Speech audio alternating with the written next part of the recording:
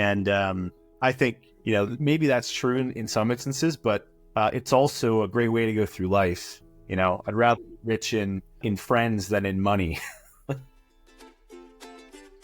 Welcome to Connect the Dots, where each episode is a fun and exciting journey into the minds of today's most passionate entrepreneurs, thinkers, and creators. My name is Donovan Robinson, and I will be your host as we discover what it is to be an entrepreneur, what inspires them, what drives them, and what scares the out of them. We're talking to entrepreneurs and business owners who've been where you are, who are where you are, who have no clue where they are. But they know that living a life of passion, purpose is the only way to do it. Each journey we look at is as unique as the individual. And hopefully, by tracing these paths, we help connect the dots for you.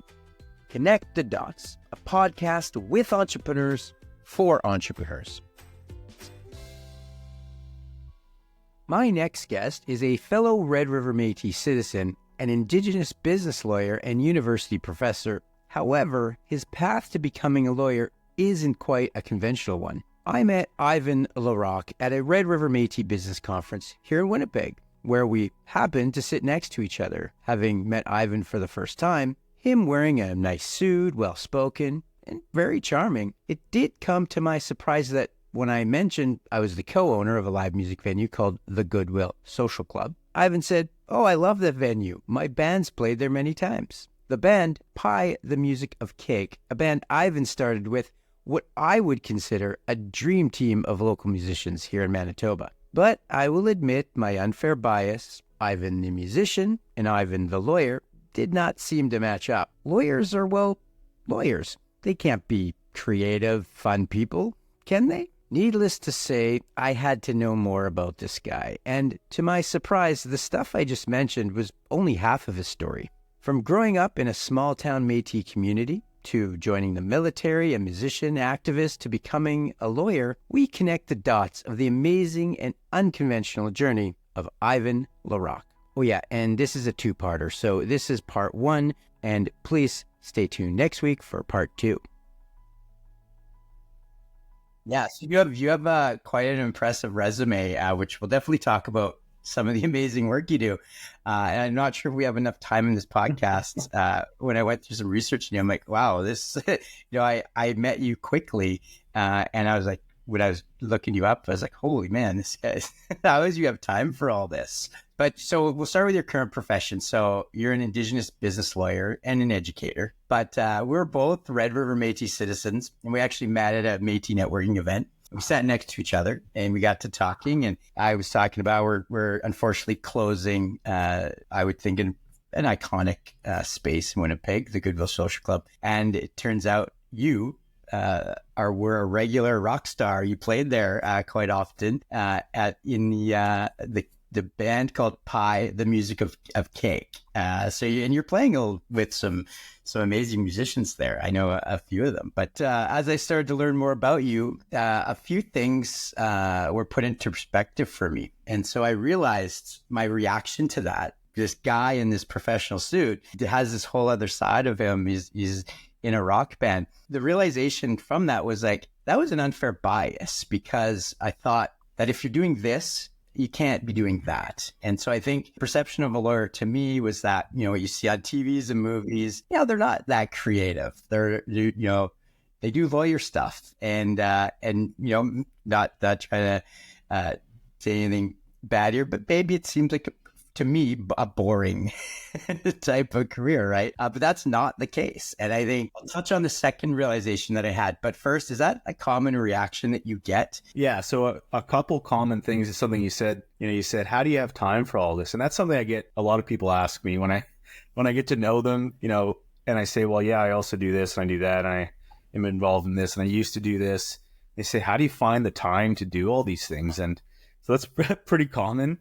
And I think part of it is a bit of ADHD. Like I have to be busy. I have to be doing things. And if I'm not doing things, then I get into trouble, right? Like you know what I mean? I find things to do maybe that I shouldn't be doing, or, I procrastinate or whatever else. So I try to keep really busy. And I've always been a kind of the person who says yes to things. I say yes to things. And I'm also a bit optimistically naive, I think, about things.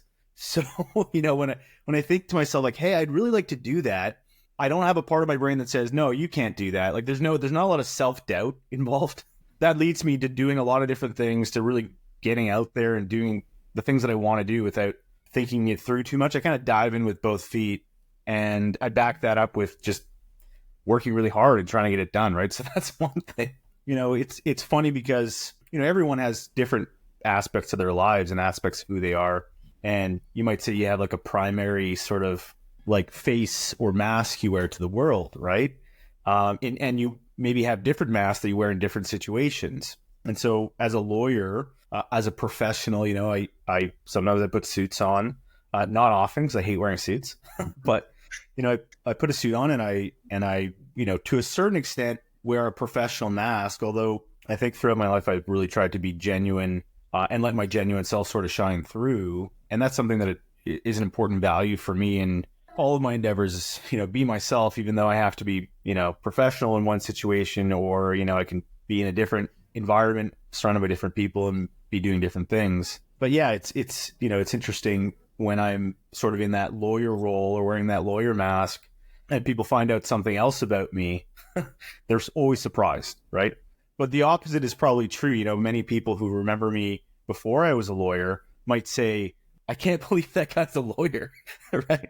Like, that guy's a law professor, which I kind of get a kick out of too. I'll get to that second part, but you brought up ADHD, and this is a common theme in a lot of the people that I interview, especially myself. And a lot of the things you kind of mentioned is very relatable. And I think it's these are traits that we have. They're not necessarily our personality. So like, doing all these things, and risk for us is not necessarily risk. Not taking risks is more of a risk, right? So that kind of opened up a lot more questions for me in this interview. But I think that's definitely traits of ADHD and not wanting to do the same thing.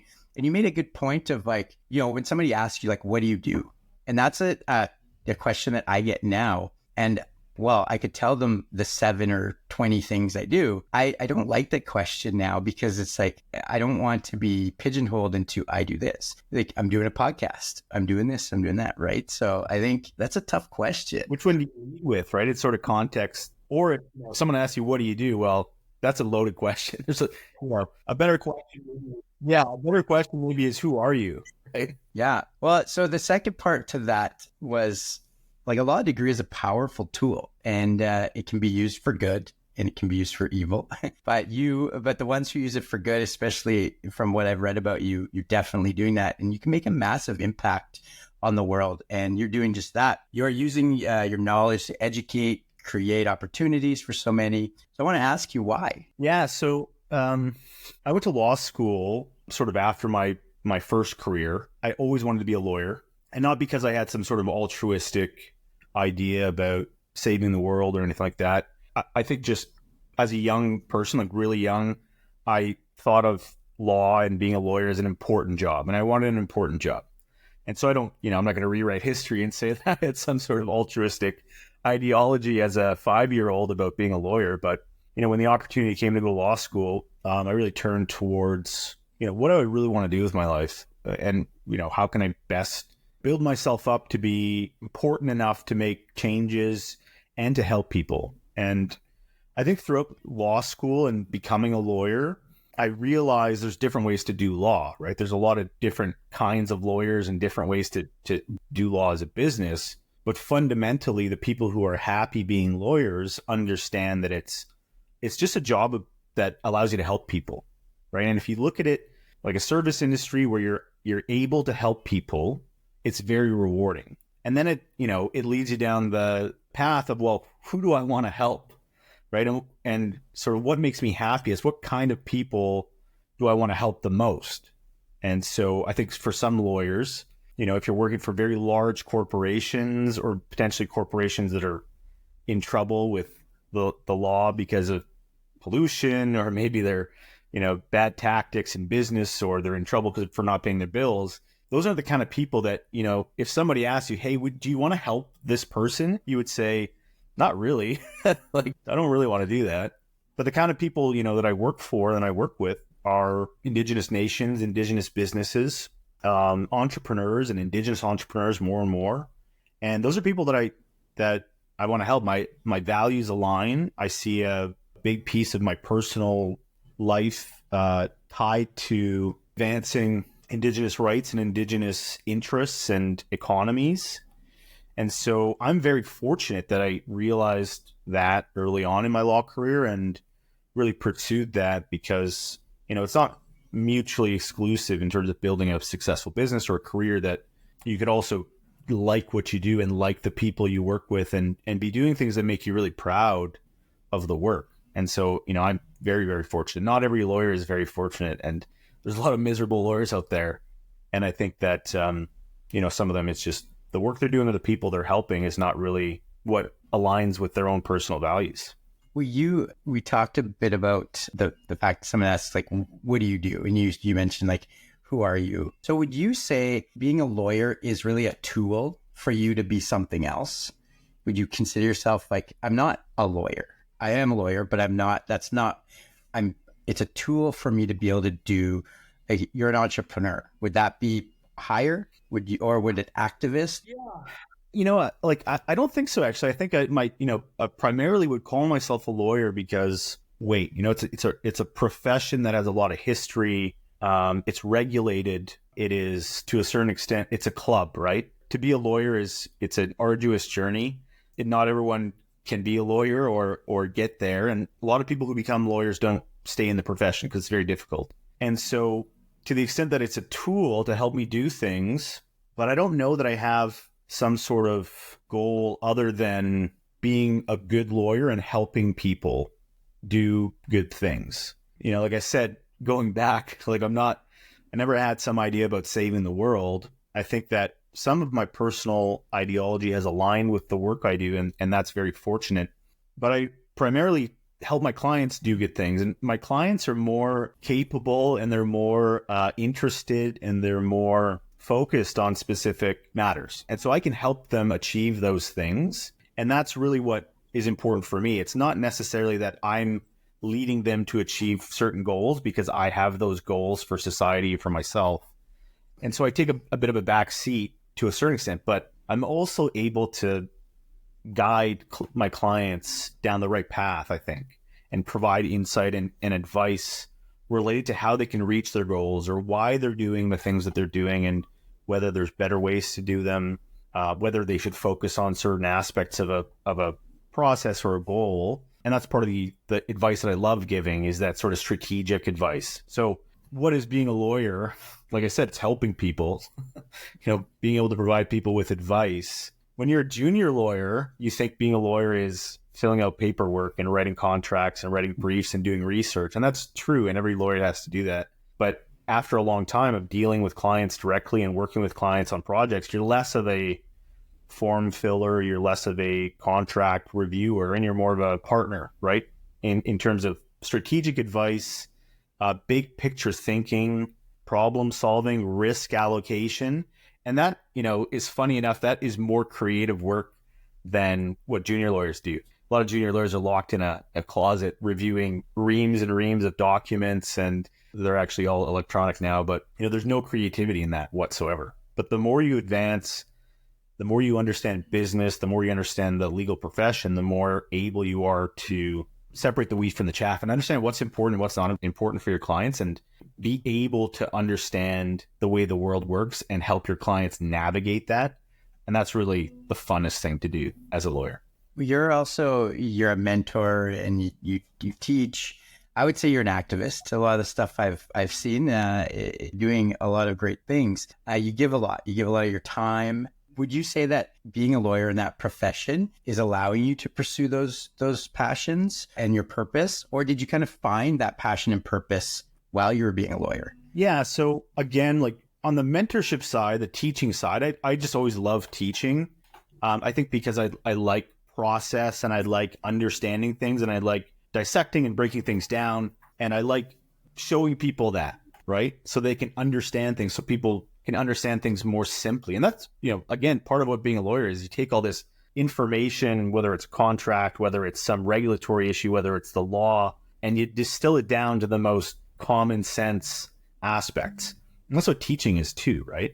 Take all this complicated information, and it's loads of information, you distill it down to what's important, and that can help someone make decisions. And also for students and junior lawyers that I mentor, it sort of sets them off on their own path of learning and discovery, right? Yeah, I was going to say, in terms of, where I ended up, when I went to law school, I wanted to study Aboriginal law and business law because in my personal view, having, studied, history and studied the law and studied sort of Indigenous issues and experienced them throughout my life, I really saw the benefit of tangible economic development on Indigenous communities.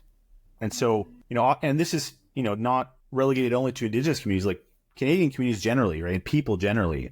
A lot of the problems that people face, especially people who are marginalized, is because of poverty. Poverty, intergenerational trauma. There's also lack of opportunity, lack of educational resources. All these things those are the roots of a lot of problems in our society, whether it's addictions, whether it's crime, what have you. And so to a certain extent, money and opportunities fixes that, or at least helps to alleviate that. There's a bit of a choice when you go to law school. You can either be a solicitor or a litigator, right? So solicitors negotiate, drop contracts, do corporate commercial law, that sort of thing. Litigators go to court, right? For the most, and this is simplification, but litigators sue people and they defend people who are being sued. A lot of the Indigenous rights that have been recognized in Canada in the last 50, 60 years have been a result of litigation. But these court cases, they take very long times, right? And they're very expensive. And you're looking at, 10, 20 years sometimes for some court cases, and now things are different sometimes, but those court cases provide these rights and they recognize rights, which is super important. But without economic development, without money and resources, it's hard to actualize a lot of things in Indigenous communities that I think need to change. And it's, I think, why I went down that path of being a business lawyer, right, for Indigenous people. Because although that litigation is very important, it's like very long time horizons. It's a bit esoteric. Working with Indigenous communities on economic development, to a certain extent, provides tangible benefits today. Jobs, opportunities for business development and entrepreneurship, money, like cash, right? For programs and services for Indigenous kids to go to school and university. And those are things that in the work I do, I can see those benefits year over year. I can see changes in community because of these economic development sort of files. And to me, that's really exciting. And that's sort of how I got there. I had an idea going into law school that I wanted to do this, but I really was lucky that I was right about what I wanted to do. Because a lot of people, go into law school thinking they want to be like Harvey Specter. They want to be on suits. They want to be in court or whatever else, right? It's not like that, definitely not in Canada, but there's lots of choices in law school. Like, what am I going to do? I chose something that I think resonated with me, and I had an idea that I wanted to do this. And when I actually got into the profession, I was like, yeah, this is what I want to do. I love doing this. So I was really lucky to a certain extent, because some people think they want to be an environmental lawyer or an entertainment lawyer or, something that they're personally interested in. But when they actually start in the profession, they realize I actually hate this job. I don't really like what the work actually is. We will be back right after this short break. There is a new space downtown in the heart of Winnipeg in the Richardson Concourse. It's called Pop. Pop emerged from a vision to nurture a dynamic community for entrepreneurs, artisans, creatives, and passionate individuals, very much like this podcast. Each month, new vendors. And if you're a vendor, a creative, or a passionate entrepreneur and you want to showcase your product, check us out. We got space for you. And hey, you can move those old, boring meetings into a really cool, unique space. It's a place to get inspired and be creative. Pop has a craft corner. You can make t-shirts, make mugs for your friends. Hey, there's even a space to trade all of that hobby stuff that you never use, maybe for a new hobby that you want to try out without wasting all that money. Pop is located at 1 Lombard Avenue in the Richardson Center in the lower level, right below the escalators. Hope to see you soon. You can find Pop on Instagram at pop.collab. How important is it to find meaning in work for you? Yeah. Like I said, being a lawyer is very challenging. And you can imagine all of your clients, you have a one-to-one relationship to a certain extent with all of your clients. And so they lean on you for help in different ways, at different times, but they don't realize you have a 1 to 100 or 200 relationship sort of basis, right? So it's very busy. Everyone, expects a response right away. They expect work right away. So it's managing time is very difficult. Managing the workload is very difficult. It's a very challenging profession. So if you don't like it, it sucks. It's the worst. It's absolute worst. And the attrition rates among law firms and in the profession are astounding. People after 5 years in law, they're looking elsewhere for how to make money and how to build a career. So if you don't like it, if you don't like the work you're doing, man, there's easier ways to make money. I tell people that all the time. Like sometimes, people who are not in law school, like, younger people who think, yeah, I think I want to be a lawyer. I want to go to law school. I ask them why. Like, well, it's a good job and, you make good money. And I say, listen, if you want to make good money and have a good job, you don't have to be a lawyer. There's much, much better ways and easier ways to have a good job and make a lot of money than being a lawyer. It's not as easy as it seems, right? There's a reason why we get paid so much money, and there's a reason why, there's a lot of attrition. It's because it's very demanding, constantly demanding on your time. Like, there's no vacations. You can't take a vacation.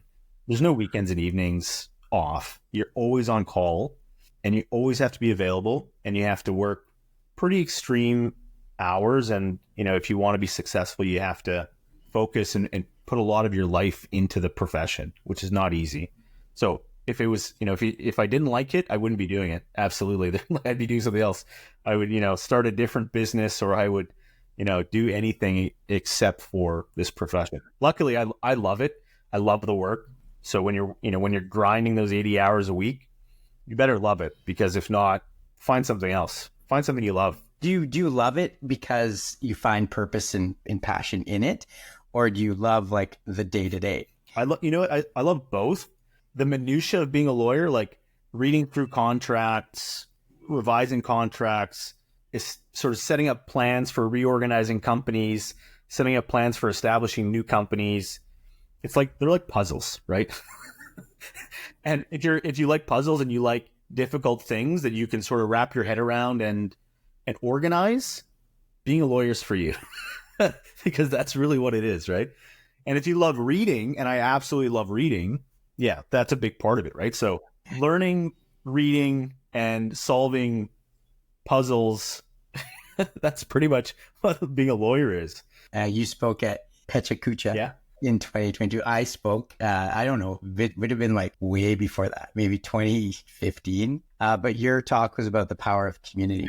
And so you grew up in a Métis community, correct? Yeah.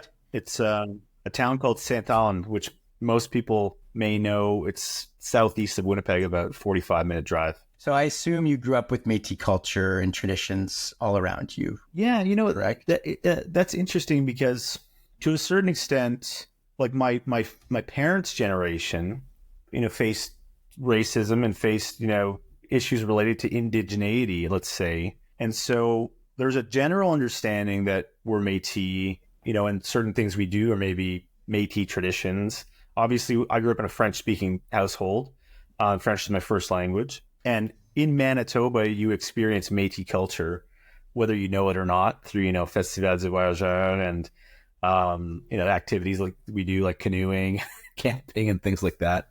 But I think it's only later in life, when I was a teenager, early 20s and beyond, that I actually learned more and more about history and my own culture. And so I wouldn't say that my family growing up was very much ingrained in Métis culture. I think it was a part of our family's culture. But I don't think we recognized it as much as, this is what being Métis means.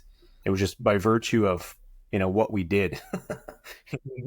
Well, that's interesting, because my assumption was that you did kind of grow up with that surrounding you. And it was there. I didn't grow up with any Métis culture around me. I knew I was Métis. I didn't really know what that meant. And I was living in Ontario at the time. And and when I moved here, and then I started learning more about it. But when I look at your life and the things that you've done, like music and giving of your time and the importance of community, that seems to be something that's transferred into what you do today. And so I was kind of wondering, was that because you grew up with that culture around you? But when you say it wasn't like the primary thing, do you almost feel like it's kind of ingrained in all of us, like subconsciously, maybe our DNA? Because that's how I felt when I started learning about the culture. I felt very, this is me, right? I felt like, okay, I feel comfortable here. And it was like day one that I kind of felt that way. Absolutely. And like, that's what I mean. Like, when I look at my family and my extended family and how we are with each other and the things we do and the way, our like sort of micro community is, it's very much aligned with what you would read about Métis culture, right?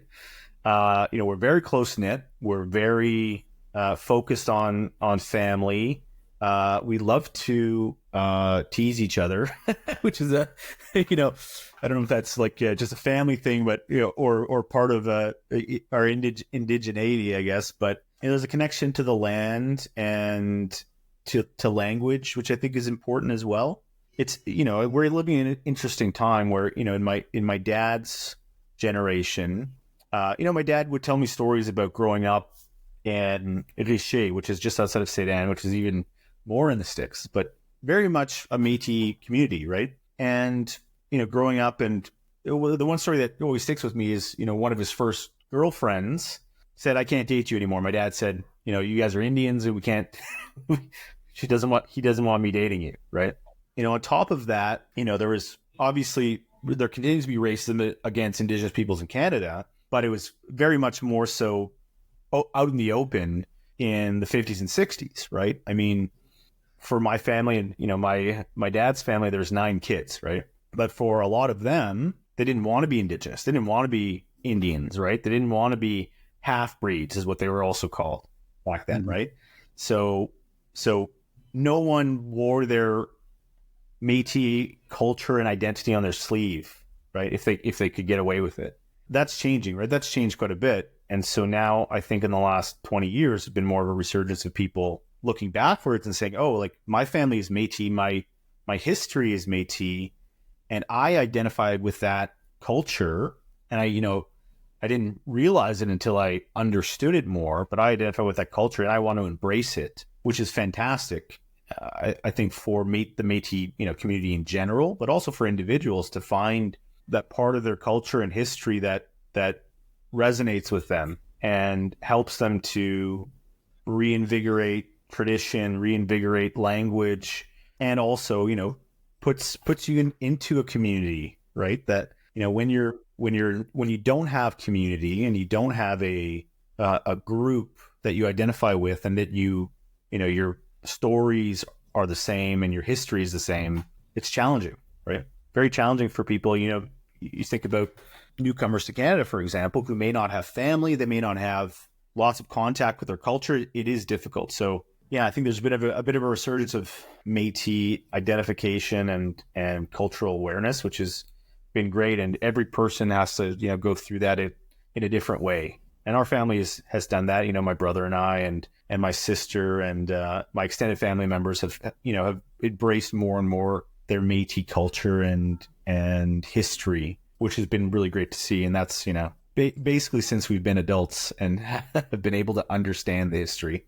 It's funny because when we first started talking about this subject, you said that you and your family make fun of each other and you weren't sure if that was a Métis thing.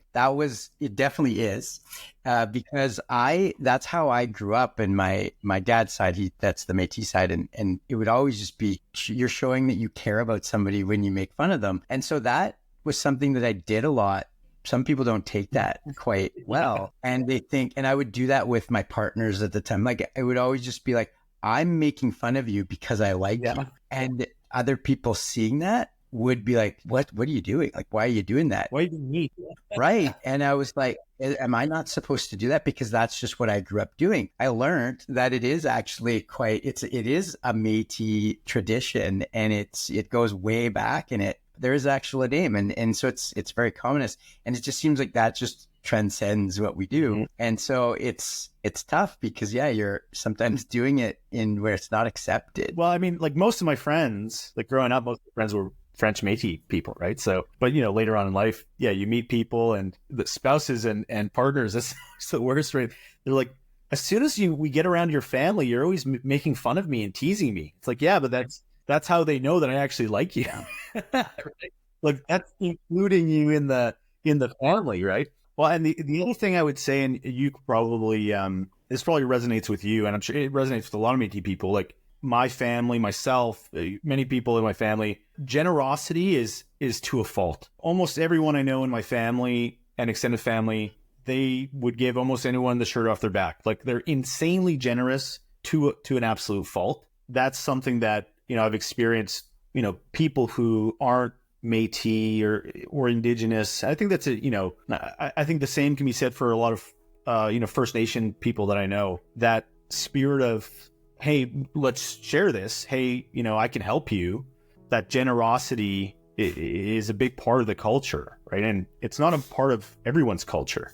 You know what I mean? And I think part of that generosity, my wife says this sometimes, like, you're too generous, right? You give too much. You say yes to too much. You help people too much. You need to focus on yourself. You need to worry about yourself a little bit more. And I think maybe that's true in some instances, but it's also a great way to go through life. I'd rather be rich in friends than in money. Well, that was part 1 with Yvan Laroque. So check out next week for part 2 as we learn what led Yvan to choose a life in law and how he is using his position to change the lives of so many Indigenous people.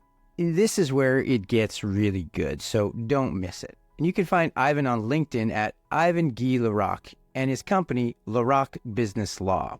And as always, you can find us on Instagram at JoinConnect and online at joinconnect.com. And a reminder that Connect is spelled Konekt.